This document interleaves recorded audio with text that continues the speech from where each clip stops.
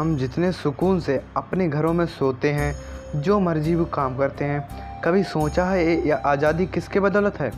कैसे हमें बेबाक ज़िंदगी जी पा रहे हैं? जवाब है भारतीय सेना, जिसकी बदौलत हम इतनी आज़ादी से अपनी ज़िंदगी जी पाते हैं। भारतीय सेना सर्दी हो या गर्मी, हर मौसम में दिन के 24 घंटे हमारी सुरक्षा के लिए दुश्मनों से बॉर्डर पर लड़ने के लिए तैयार रहती है। अगर देश की सीमा पर ये आर्मी न हो तो देश में आए दिन दंगे फसाद और मौत का खूनी खेल खेला जाएगा।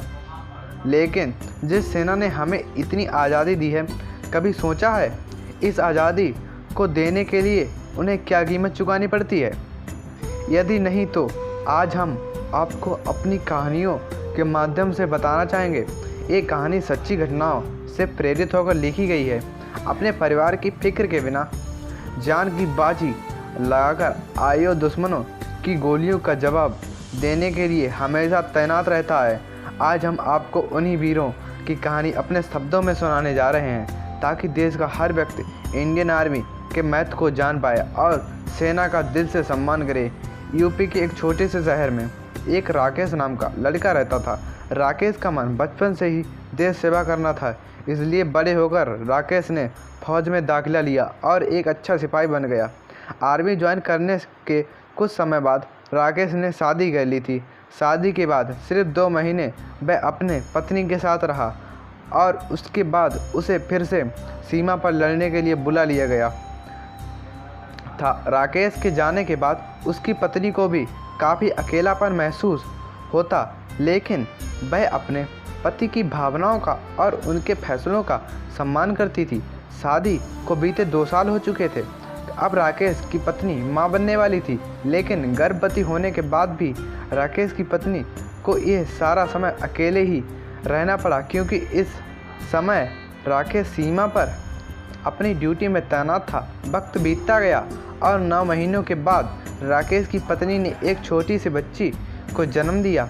बच्चे के जन्म के बाद भी राकेश उस बच्ची को देखने के लिए नहीं आ पाया, क्योंकि उसे एक के बाद एक अलग अलग जगहों पर भेजा जा रहा था।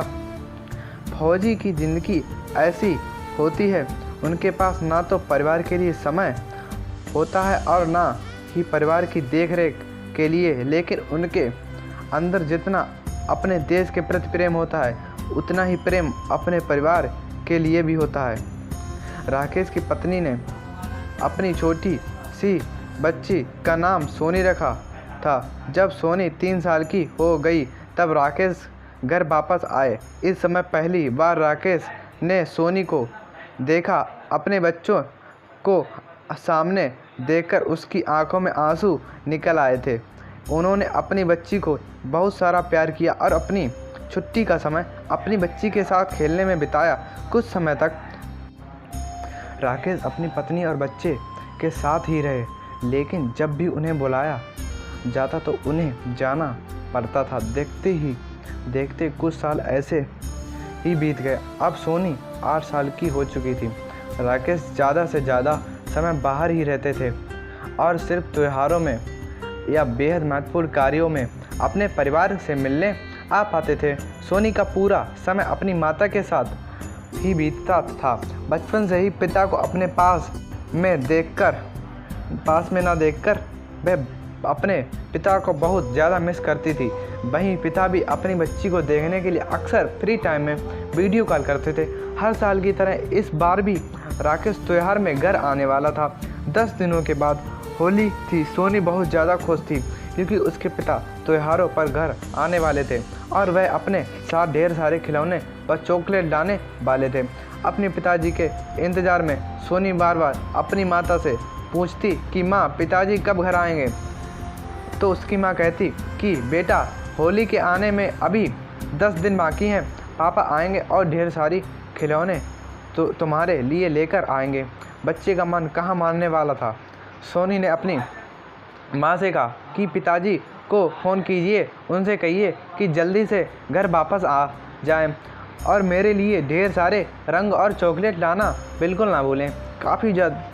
काफ़ी जिद करने के कारण सोनी की माँ राकेश को फ़ोन लगाती है और उनसे कहती है कि आपकी बेटी आपसे मिलने की जिद कर रही है, तो जल्दी आने की कोशिश कीजिएगा।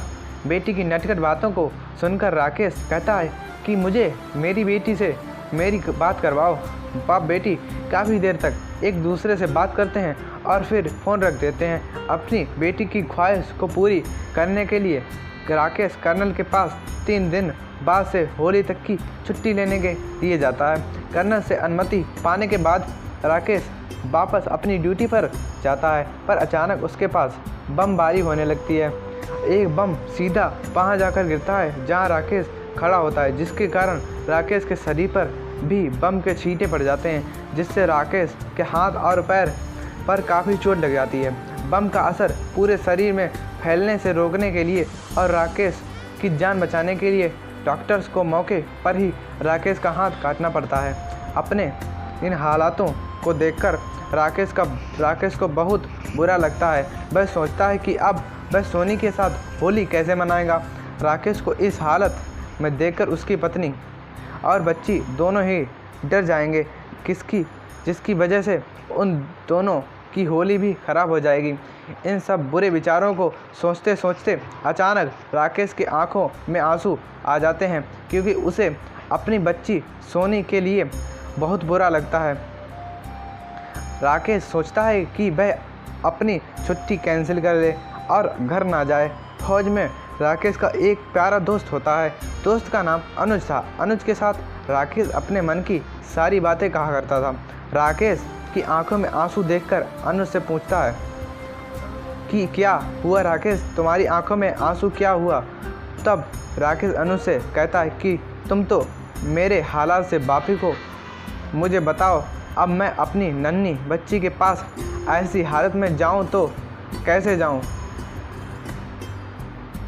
मेरी छोटी बच्ची मुझे इस हालत में देखकर रोने लगेगी और मैं नहीं चाहता उसकी होली ख़राब हो, इसलिए मैं सोच रहा हूँ कि मैं अपनी छुट्टी कैंसिल कर लूँ।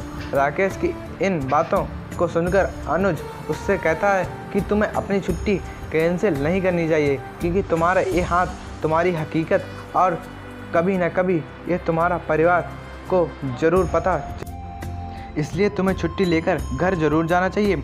ऐसा इसलिए भी ज़रूरी है क्योंकि अगर तुम अपने परिवार को खुद के बारे में नहीं बताओगे पर उन्हें ये बात किसी और से पता चलेगी तो उन्हें बहुत बुरा लगेगा। अनुज राकेश के ये भी कहता है कि राकेश घर जाने पर तुम्हारा परिवार तुम्हें इस हालत में देखकर रोएगा, परेशान होगा, लेकिन तुम्हें स्वयं पर भरोसा रखते हुए उन्हें हौसला देना है। अनुज की इन बातों को सुनकर राकेश घर जाने के लिए मान जाता है। राकेश अनुज को उसका हौसला बढ़ाने के लिए और उस मुश्किल घड़ी में उसका साथ देने के लिए उसे शुक्रिया कहकर उसी शाम को ट्रेन पकड़कर अपने घर के लिए निकल जाता है। ट्रेन के पूरे सफ़र के दौरान उसके मन में बस यही बात चल रही थी कि उसके परिवार वाले उसकी हालत को देखकर क्या प्रतिक्रिया देंगे। ये सोच कर राकेश को बहुत चिंता होती है, लेकिन वह किसी तरह स्टेशन से अपने घर जाता है और घर जाकर घर के दरवाजे को खटखटाता है और आवाज़ देते हुए कहता है कि सोनी मैं आ गया हूँ, आकर दरवाज़ा खोलो। अपने पिता की आवाज़ को सुनते ही सोनी दौड़ते हुए दरवाजे के पास आती है और दरवाज़ा खोलती है। सोनी की माँ भी उसके साथ ही आती है। राकेश एक हाथ से अपना सूटकेस उठाए हुए होता है और अपने कटे हुए हाथ को अपने पीठ के पीछे छुपा लेता है। अपने पिता को अपने सामने देखकर सोनी बहुत खुश हो जाती है और खुशी से चिल्लाने लगती है, पर जब वो देखती है उसके पिताजी ने एक हाथ पीछे छुपा रखा है तो वह अपने पिता से कहती है कि पिताजी आपने पीछे क्या छुपा रखा है, बताओ। सोनी को मानो ऐसा लगता है कि वह उसके लिए कोई सरप्राइज़ लेकर आए हैं, जिसे सोचकर वह मन ही मन खुश होने लगती है। तब राकेश प्यार से कहता है, बेटा बताता हूँ, पहले अंदर चलो। लेकिन सोनी कहाँ किसी की सुनने वाली थी। उसने राकेश की बात नहीं मानी और जिद करने लगी। अपनी बेटी को इस तरह जिद करते हुए देख कर सोनी की माँ ने भी राकेश से कहा कि अब दिखा दीजिए ना क्या छुपा रखे हैं आप इसके लिए। लेकिन राकेश अपने उदास मन से सोनी की माँ से कहता है कि राधिका इसे अंदर लेकर चलो, उसके बाद बताता हूँ कि क्या बात है। राकेश की बात को सुनकर सोनी की माँ सोनी को समझाते हुए कहती है कि बेटा, तुम्हारे पिताजी काफ़ी लंबा सफ़र तय करके आए हैं, इसके वजह से बहुत थक गए हैं। अपने पिता को अंदर आने दो और थोड़ा आराम करने दो, उसके बाद तुम खुद देख लेना कि वह तुम्हारे लिए क्या लाए हैं। राकेश, सोनी और उसकी माँ तीनों ही घर के अंदर चले जाते हैं।